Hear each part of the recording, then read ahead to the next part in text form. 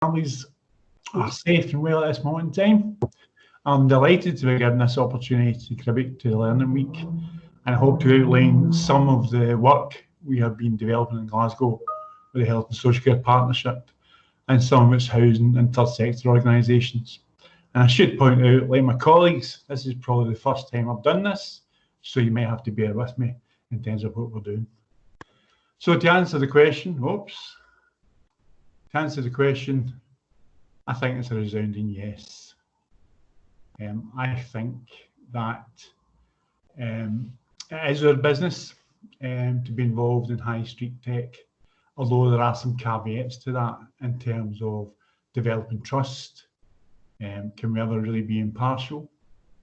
And where do we signpost people to?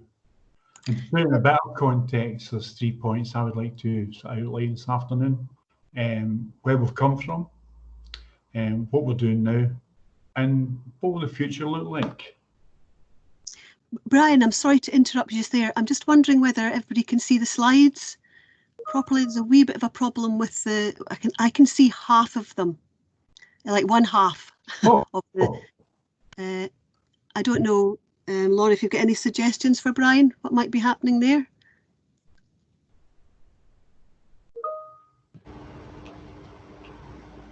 Doreen, could you please turn your camera off? And Brian, just make sure that it's on full screen. Laura, I don't have my camera on. Yeah.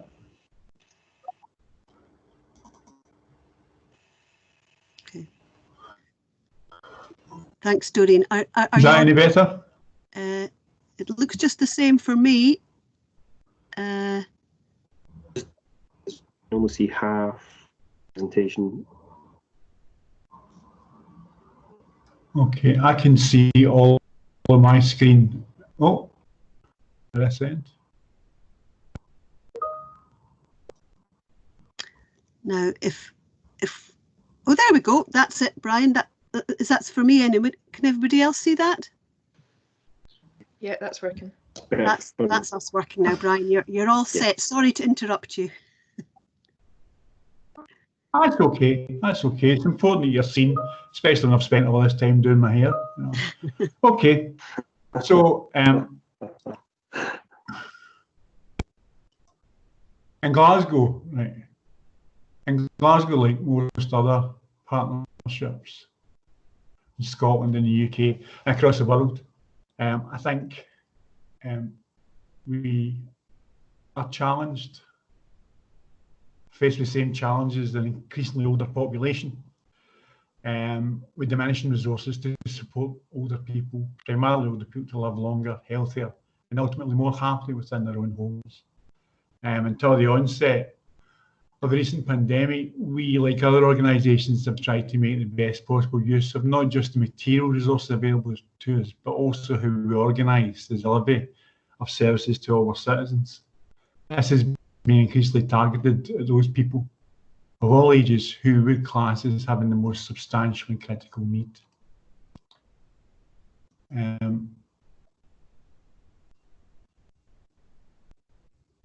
Sorry. Oh. Now we can see it fine, Brian. Yeah, that's fine. We recognise, however, that some of the people with a higher level of need, in some cases, if we've been able to intervene at an earlier stage, we may well have been able to slow down people's progress towards high-cost care services. This has been a key area over the last 4 or 5 years for us, where we've developed an approach which we would call our consumer pathway, where we view a role for people with lower or medium level need in being the provision of information and signposting resources to support them as change occurs.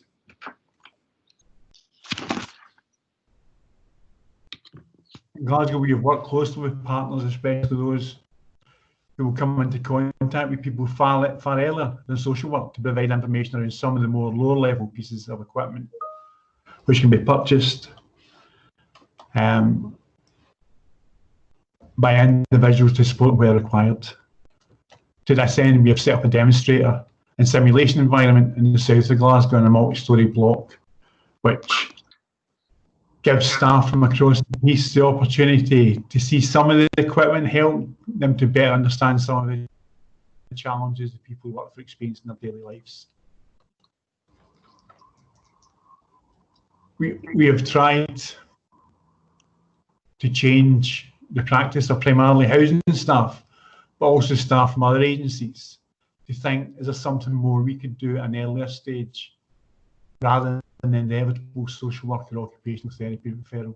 To be clear, however, we are not asking staff from other agencies to undertake complex assessment of need. Rather, our staff are made aware of someone expressing a difficulty, they're able to discuss with a level of confidence and knowledge about some of the places where small items can be purchased, which can help people in their day-to-day lives. We're not alone in doing that. For example, there's been a proliferation through recent circumstances that made us look at the issue, providing information to citizens to make more informed choices based around their need, choice outcome and personal circumstances. So we've seen a welcome proliferation of information, both online, such as the National Wellbeing Hub website, amongst others. And we have also been doing that, as Anne had mentioned earlier on. So we have developed our easy read guide, which we've called Keeping in Touch. As you will see, as you will know, a key challenge for us in society has been keeping in touch through a wide range of communication technologies, particularly in terms of face-to-face contact. Our Keeping in Touch document has been developed to support people with little or no knowledge of technology and the internet to be supported in identifying what would be the best route for them to become tech-enabled, to be able to communicate with friends, families, to be able to order food and groceries online, and to have the ability to make use of services such as Me. The guide takes people through all the steps needed to undertake and to make use of internet services which can be used to support them at the present, from what they need to have, getting connected, data plans, or broad-based SIM, types of devices which can be used, how to set up email addresses, what kinds of services can be accessed, combined services, devices and services, cross-platform applications, accessing and using Telecare, and alternative technology options to stay safe. To be honest, at this stage, there's little feedback other than that we've had from staff who are using the guide who've been reasonably positive about it. However, I think we're only really scratching the surface with a guide like this. As a side point, one of the things that I've been able to do more recently is take out a subscription for the Washington Post, which I now read in the 90 minutes travelling time I've got back since I've been working from home.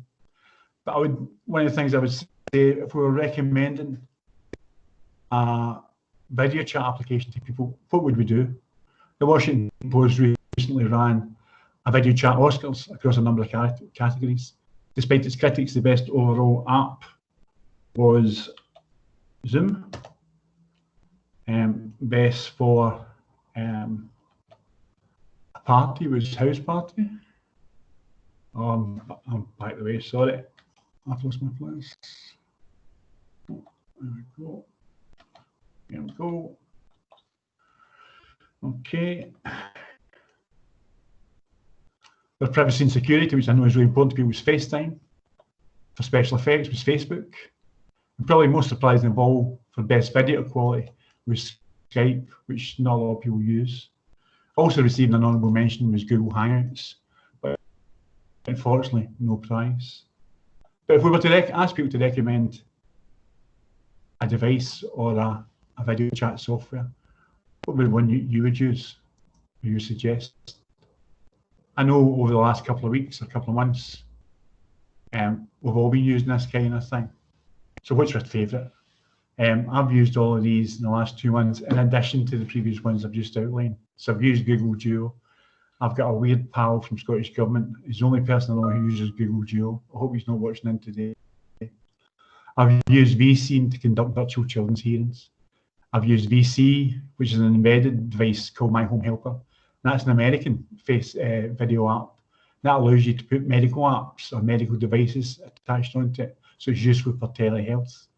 Facebook Messenger that I use with my pal in Madrid. WhatsApp with family and some friends. Teams, which we're using at the moment, and I used yesterday as part of the Active Aging Alliance conference, and then Cisco WebEx, which we use for my weekly chats. But the same things cut across all of the things that we do in terms of what would we recommend to people if we were recommending how to do online shopping or banking. What's the best mobile or laptop? What are the outcomes that people want to achieve? I honestly think there'll be a growth in companies such as this company in North Carolina who are doing a complete end-to-end service for people called K4 Connect, and they'll do the whole bit about setting you up, trying to find out the outcomes you want to achieve. But we know that not everyone's resources will stretch to that. So that's a bit of growth in what's called live streaming services, not unlike what we're doing this morning, but actually a bit more interactive. At present, you can see YouTube do live streaming services. And one of the stars of the live streaming world at this moment in time is our very own Brian Lemond, who is streaming to a couple of thousand people every morning and getting an income stream from it as well. I seem to have lost a slide here.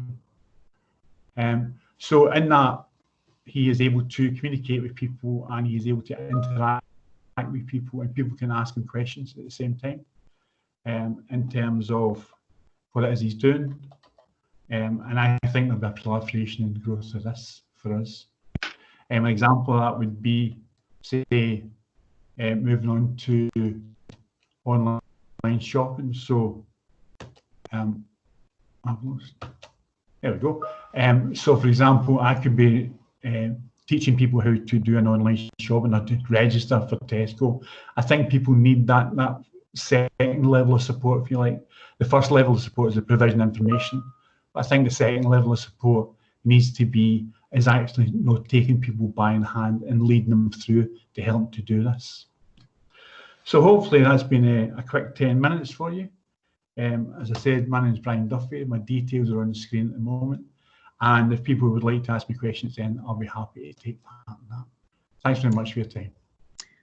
Thank you very much, Brian, and lots to think about there and lots of good ideas. We'll come on to the questions after we've had all presentations, but there's a few people asking where they can get hold of the Keeping in Touch document. Now, I know it's on our Teams channel, but for those who are not in the Teams channel, maybe if you don't mind providing a link for us, Brian, and we can share that with people. That would be grand. We should get, I think my colleague Michael Gillespie is online at the moment, so you can maybe forward that to us.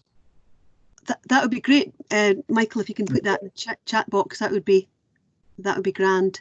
If not, we'll make sure we get it to people otherwise. So thanks again, Brian, for that. That's a really good start to the session. I'm going to hand over now to Gillian Fife from Alzheimer's Scotland. I'm wondering, and maybe you can advise Laura, whether perhaps if we switch the cameras off, the picture might be clearer. Yeah, and that sounds good. Yeah, so Gillian, if you don't mind, when you're doing your presentation, if you could switch off your camera and perhaps Brian too, just and we might get a slightly clearer picture. Yeah, of course, that's no problem at all. Thanks, Gillian. Okay. Oh, and Michael does just come on. There we go. Okay, I'm going to share my screen with you so that you can see my presentation. So if you just bear with me for 1 second, and we'll just get it going. Okay, so can I just confirm that everyone can see that first slide? Yes, Gillian. Great, lovely. Okay. So I'm head of digital with Alzheimer's Scotland, and I head up the team who have been looking for about the last 3 years into consumer technology and the benefits for people living with dementia and how it can help them to manage their condition, to retain their independence, to stay at home for longer and give them choice and control over their life. And I suppose our guiding principles are that the technology should always be enabling for the families who are concerned. Going back, we ran some sessions called Confident Conversations about technology. I shouldn't have made it such a tongue twister. And those were about giving people a bit of an introduction to what was available to them, and some of the extra tools that they might want to add when they're having those conversations with families at home about how they can usefully employ technology to live well. So just to set the scene, I'd like to just ask you to think about these two questions. These were questions that we asked of our staff and other practitioners about their attitudes towards technology. So I'm not going to ask you to answer them live, but I'd just like you to think about what your views are on those two questions, about whether or not you believe that there is a role for these technologies, and also how confident would you be in recommending the right products to someone if you do believe that there is a role. So when we asked these questions of our staff, these were the results that we got. So encouragingly for us as the digital team, we didn't have anyone who disagreed that there was a role for this type of technology within our work. But you can see there that the difference is that most people are not so confident in being able to recommend the right digital products. And that was borne out with our work on Taste of Change, which was a piece of work that we did over a series of months and was funded by the TECH programme. And it was examining whether or not there was a role for high street technologies to support people living with either dementia, at risk of falls and frailty, with a learning disability, or people who were in receipt of overnight support. And just to give you an example of some of the things that we explored, I want to just introduce you to this lady here. So this is Alison. And as we were talking to people about technology, it became very clear that people have different goals, not just their health. So it's very difficult to ask, kind of just a few questions and find out what's really important to people. So we developed a questionnaire, and it's very conversational, but it looks at all the different elements of someone's life. And then what we did was we brought that together, and using our own knowledge and experience and working with people, we were able to make recommendations for a tech bundle of things that might help them to achieve what's important to them. So we realised that this wasn't particularly scalable, because essentially it was the contents of our heads, and we needed to make it so that it was going to be available to other people to use. And this is where Adam comes in. So Adam is the digital version of the contents of our heads, if you like. So Adam asks you questions, and then it comes up with some recommendations, and it uses some quite clever technology to get to the nub of what's important to you. And I'm going to attempt to give you a live demo of Adam. Now, I should mention that it's not released at the moment. And actually this week we're going through a series of user focus groups with people living with dementia, with carers and with practitioners. So that's why at the moment the website is not live, and we need the code to get in to see it. So on the front page of Adam, you can see a little bit of information about it, and it lets you know that the products are tested through some testing protocols that were developed by Alzheimer's Scotland called Dementia Circle. And those look at all the different aspects of a product, right from unpacking to how easy is it to put in the batteries, is the text big enough on the instructions, what's the contrast like on the packaging, can I see what it does easily? And it looks at why something's good and why one product might be better for someone than a different product. And then it gives you a bit of information about the site. So I'm not going to dwell on this too long because, let's say, a lot of this is still a work in progress. But you have two options effectively. You can go in and you can view the products and browse the catalogue, or the clever bit really is the assessment. So I want to show you just how we've looked at some of the questions that came from Taste of Change and the piece of work that we did there, and how we're beginning to put that together into a digital form. So I'm going to, there's quite a lot of questions in this, and that's because we need to gather a fair amount of information to make a detailed recommendation. So I'm going to scoot through some of these questions quite quickly. But the idea is that they look at all those different aspects of your life and the things that are important to you, and the things that people told us were important to them through Taste of Change. And it gives them a recommendation. Now, I'm not answering these in any particular way, as you can probably tell, because I just want to scoot through them quite quickly to get to the recommendations. And you can see along the top there, there's a little progress bar that shows you how you're getting on. As we develop this, there's going to be an opportunity to just answer a few questions and then get a top level recommendation, come back to it and give us a bit more information that would allow us to give a deeper recommendation, to save your profile and come back, and also to share your results with people who are important to you. So if you want to share your results with a family member or a practitioner that you're working with, you'll have the ability to do that.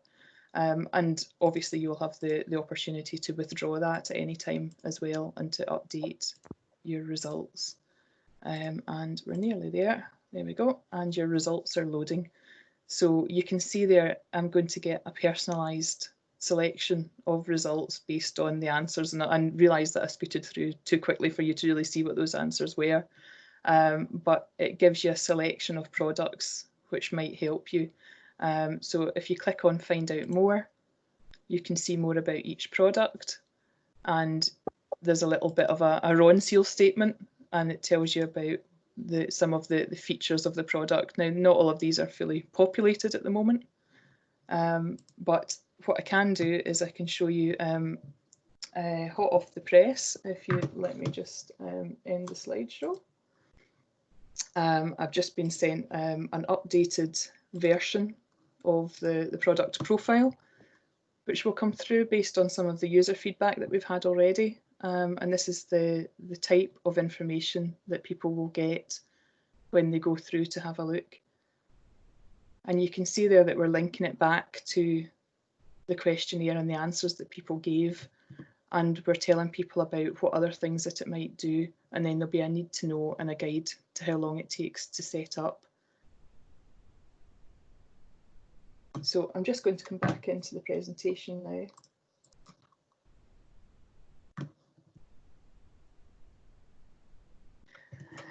And this is where we see the difference. So it's about small changes that keep Alison well.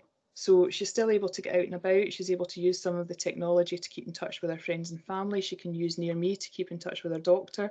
She can use some smart home devices to keep connected and keep control of the environment she has at home. So the question that I kind of want to pose to you is about who benefits. So obviously Alison benefits from some of these. She stays well, she maintains her independence, she manages her condition.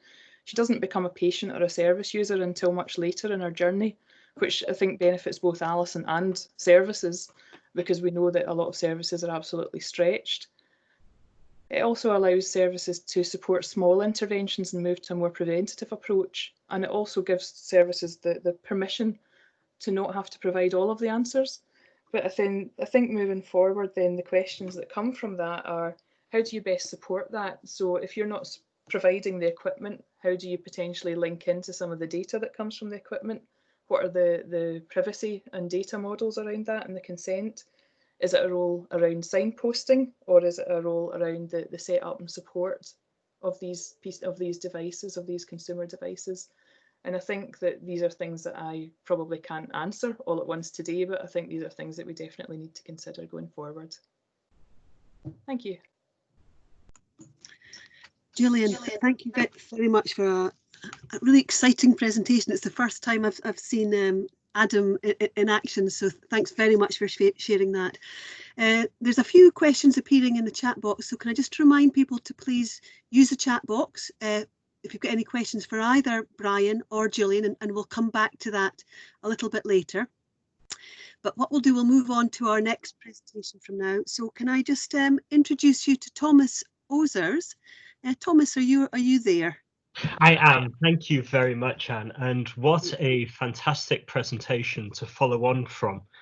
I am going to be looking into the future a little bit, and I would like to discuss whether consumer tech is the future for telecare delivery. But what Gillian has really done is shown that in many ways the future's already here, and I think you're going to see a lot of similarities between our two presentations.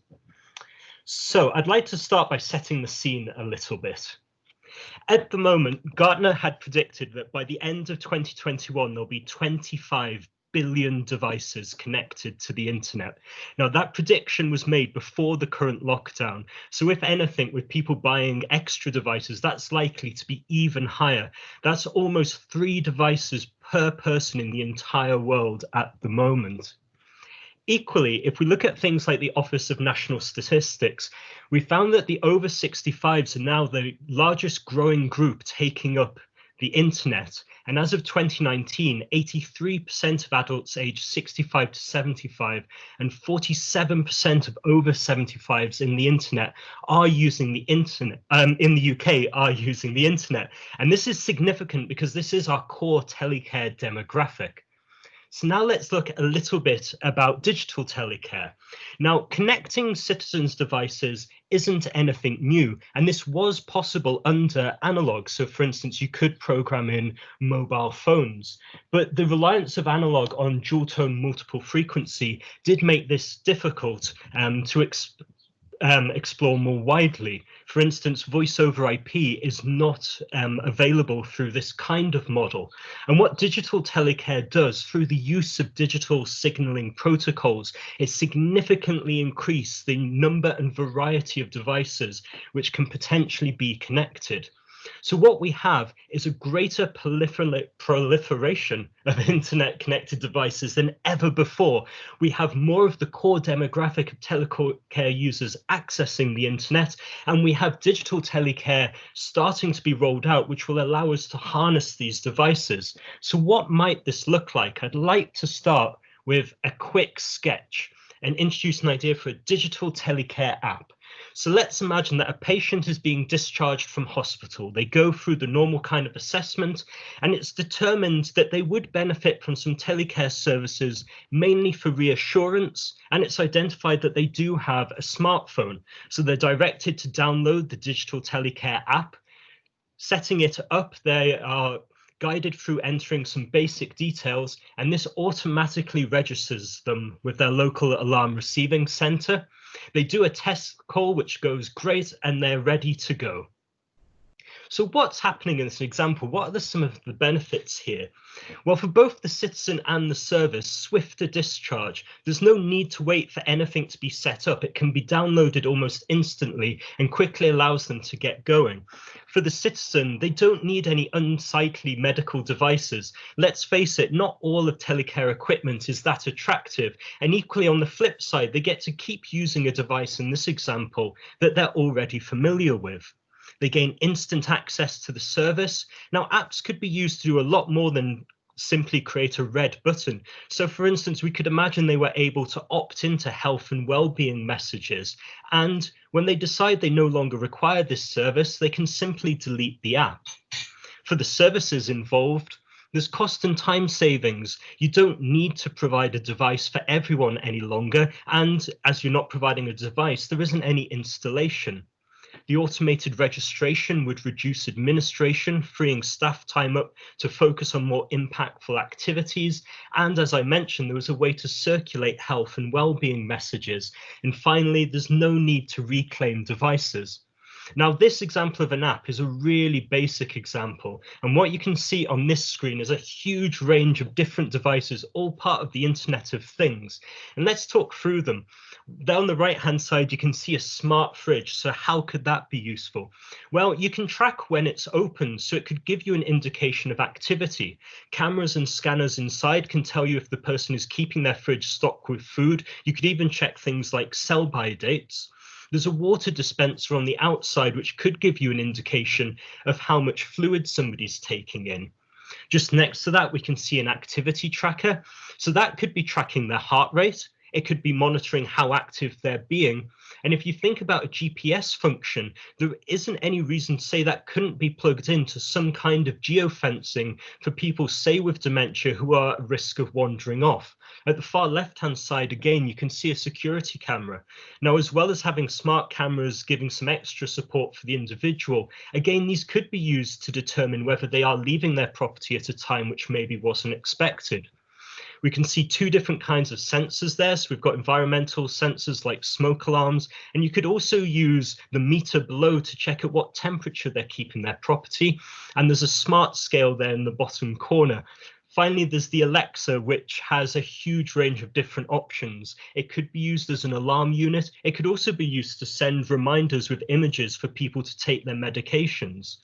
What I want to get across is there's a huge amount of data that could be drawn from all of these devices. And I really feel that this is where we see the intersection between telecare and telehealth coming together with things like smart scales as well. If you're gathering and consolidating this data, you're moving into the area of being able to roll out predictive analytics, looking for trends, identifying problems before they happen. So flagging up advanced warning signs of a potential fall, and then you can intervene before that happens to ensure better outcomes for everyone.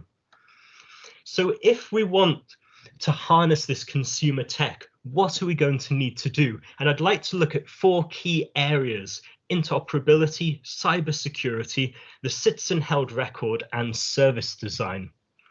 So it probably goes without saying that if you want to gather all these different devices together, then they are going to have to be able to communicate. We're going to need them to be able to send data to our systems and for that system to pull everything together. Now, at the moment, the market in this sense is very much undeveloped. If we look at traditional telecare setups, interoperability is a challenge. You often find that different companies' alarm devices won't work with every ARC, and there are a lot of challenges in this area. Now, we've already seen change coming. There are some new entrants to the market coming from a more digital background, and they are already saying all the right things in terms of open data, open architecture. So hopefully we're seeing some movement in this. But I would like to pose a disruptive question. Are we dependent on suppliers? And to answer this, I want to look at 4 layers of interoperability. So what does interoperability really mean? So right at the top, we have political. If we really want interoperability, then we have to have a shared vision, a shared understanding of what that is going to mean for all of us. Without that, we won't get anywhere. Next is organizational. And so that's once we have this vision, that's starting to align our business processes to take advantage of this interoperability. We then start digging down into greater layers of granularity. So with semantic, we're going to start defining data formats, data sets. So when a device sends a piece of information, it's correctly interpreted. And then finally, we have technical, and that's where we get down to the level of applications and infrastructure. Now, I would contend that it is only that final layer where there is a fair degree of control exerted by the suppliers. The first 3 is something we can all be working on together. We can create that shared vision. We can start getting our own organizations ready, and working together, we can create our desired data sets. And with this, we can create a serious case for change. We can clearly state our want and desire, and through that, we can force the market to deliver what we want, rather than delivering services based on what is available to us. And I think that's going to be a really important distinction. Cyber security is absolutely massive, and it is a major concern for both citizens and services. And I know Gillian started to mention this as well. Thoughts like, well, how do you account for a third-party device? What does that mean for partnerships and services? Now, in general, cybersecurity is a major challenge for digital telecare, period. Those digital signaling protocols, which I mentioned, which mean you have much greater opportunity to connect things, mean that there's also much greater opportunities for the systems to be misused. And so within the digital telecare program, ensuring that a robust approach to digital security is taken has been a major part of our work and forms key parts of our digital telecare playbook. So through this, we have put out clear guidance and processes explaining the importance of things like a data protection impact assessment, looking at penetration tests, and ensuring that everything can be done as safely as possible and to a high standard, and that we can standardize across Scotland. Another way we're looking at this is we're creating an assessed supplier list. So rather than every partnership in Scotland having to test each Telecare device themselves, we will undertake some central testing, and this list will show the suppliers that we have tested that we believe are acceptable, and will then save time for partnerships and duplicating effort. We've also seen over the last couple of years some digital standards being released. So the UK government have released their Code of Practice for Consumer IoT Security, and ETSI have their globally applicable standards for cybersecurity in the Internet of Things. These are very much in their infancy at the moment, but in the next 3 to 5 years, we are going to see much clearer guidance and certifications on IoT devices. I talked about that proliferation of data. And it is absolutely essential that we recognize that citizens own this data. By recognizing them and treating them as the owners, we are going to increase transparency in what we're doing and we'll build their trust. A citizen-held record could act as the repository for data from all those different devices I showed on that earlier slide. And they would then have the power to choose if and when to share their data. Approaching it in that way is going to create a virtual cycle where they understand how their data is being used. That builds their trust and it makes them more likely to share it with us. And finally, this has massive, massive implications for services. For instance, in my app example, suddenly the Telecare alarm unit is no longer tethered to a phone line point. The person could be making an alert from anywhere. Maybe they're shopping in town. They could be on holiday in a different country. And so we're going to have to approach this really carefully and understand the implications for services. However, what I would argue is that while technology is important to an extent, how we use it and the processes and procedures behind our services are even more important. So if we look at that pie chart, this came from Microsoft's webinar on the modern workforce, and they argued that in any digital transformation, 20% of the value comes from tech, 80% comes from work culture. And so while there could be challenges in this area, if we take a rigorous service design approach, we are going to easily be able to meet them and to create services which benefit everyone. So you'll be pleased to hear that is the end of my presentation. Thank you. Thomas, thank you so much. So much information in such a short period of time. Really, really useful. Thank you so much. And I hope you agree, 3 very interesting presentations, very different, but they've got that common thread of citizen technologies. So what I'm going to do now is hand over to my colleague David Brown, who's going to facilitate a bit of a session on questions and answers. Thanks, Anne. And thanks everyone for contributing questions. So I'm just going to run through, we have a couple of questions that were submitted prior to the session actually. I'm just going to run through those and then I'll run through the questions in the chat box. I see Brian and others have been answering some of these, which is fantastic, but I'll just run through these. A couple of questions came in from Michael Gillespie. I knew, Michael, I could rely on you to ask a couple of tricky questions to kick us off. And those are, what support can the Digital Telecare team give to health and social care organisations who are developing consumer pathway information on supportive tech and digital options? And the second question, what support is available to partnerships to develop consumer pathway signposting tools? So I think, Michael, in terms of Digital Telecare specifically, yeah, we'd be keen to support partnerships in that area, particularly if we're linking these back to Digital Telecare programs and how they knit in there. We've always seen in Digital Telecare these elements as being a key theme of Digital Telecare transformation, and we've been discussing recently how some of these elements fit into our innovation workstream, and that's something we plan to introduce in terms of content to our playbook over the next few months. So yeah, we'd be really keen to talk to any partnership that's working on these things at the moment, or is considering it, or wants to kind of build that into their Digital Telecare program. So yeah, there's lots of support there in terms of project management, guidance, just general support, and also potentially some funding around as well. So just anybody.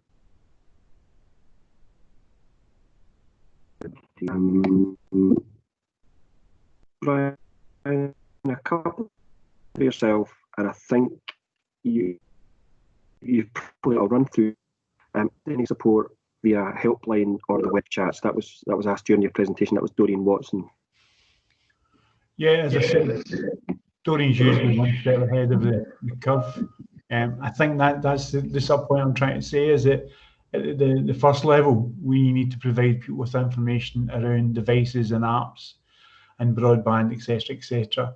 But then I think we actually need to lead people by the hand to be able to help them sign up for services and make use of the technologies they've accessed. And for me, I think that's actually a far greater responsibility upon ourselves as partners than merely providing people with information. Thanks, Brian. That's great.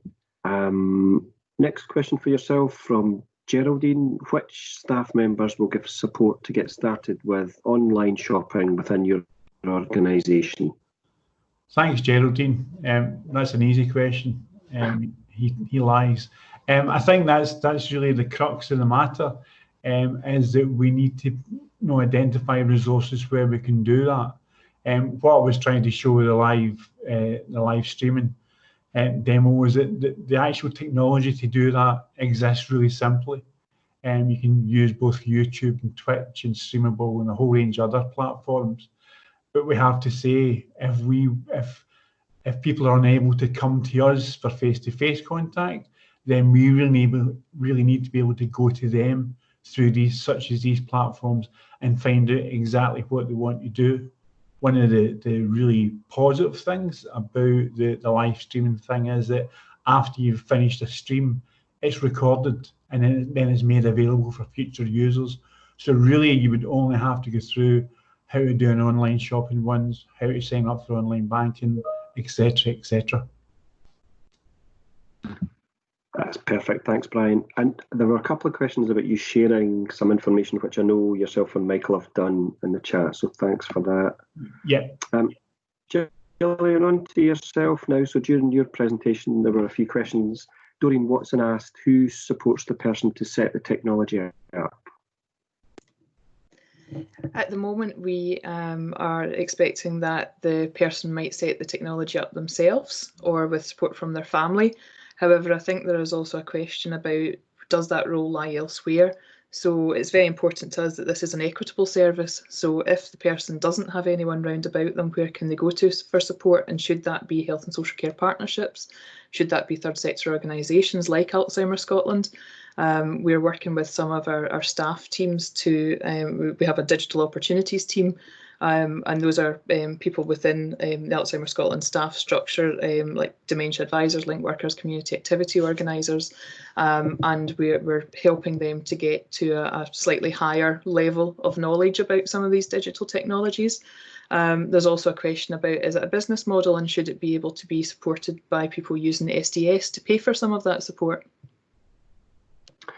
Thanks, Gillian. That's really interesting. We were having a chat internally in the Digital Office Telecare team yesterday about some of this, specifically in relation to the shift that Digital Telecare is creating for services. And what we're seeing is although Telecare are technology services, the technology's actually been pretty basic over the last kind of 20 years.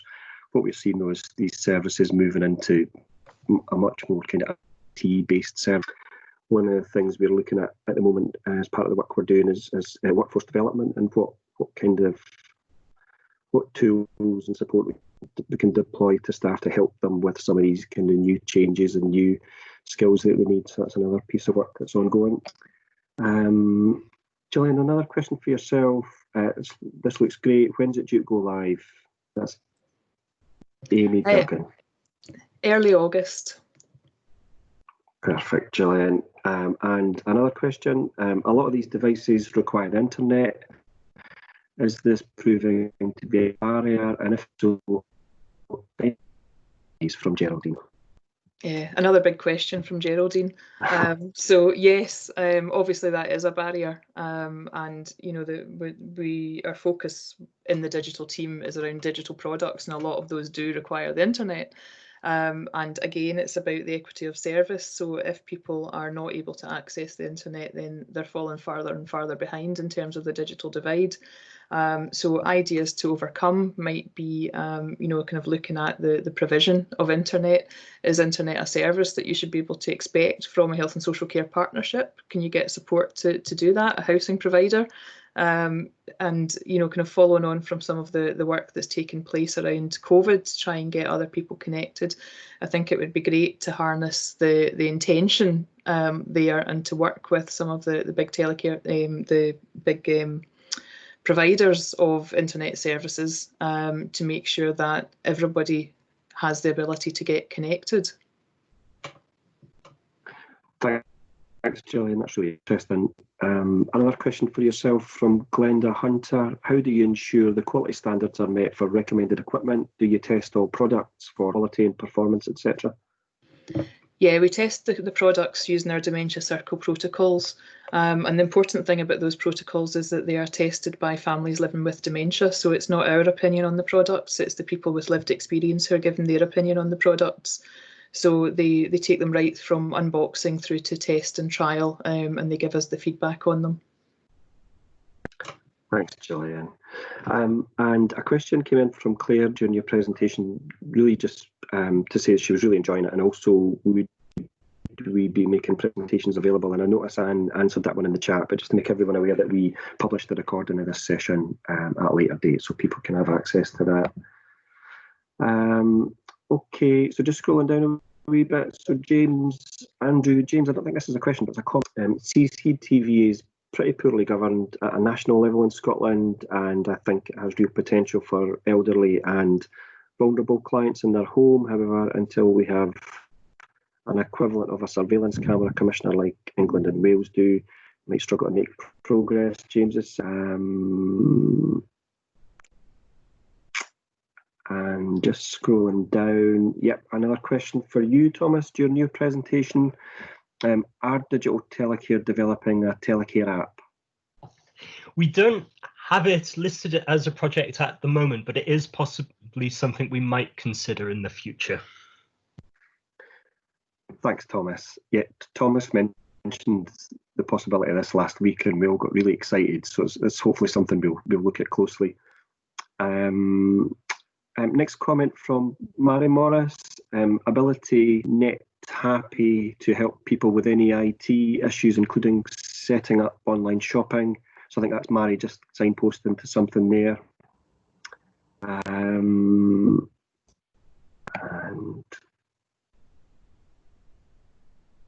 yeah, a comment from Leslie Reid. So in Edinburgh, citizens have asked for gadget bars in libraries some years ago. It would be good to have a test for change of this alongside phone and online chat support for family and friends.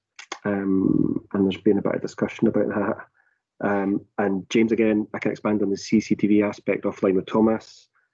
And Michael's commented on me saying that he'd asked a tricky question. So, and Glasgow are happy to contribute to the development of national resources. That's great, Michael, and we'll be linking in about a couple of other things as well, so that's fantastic.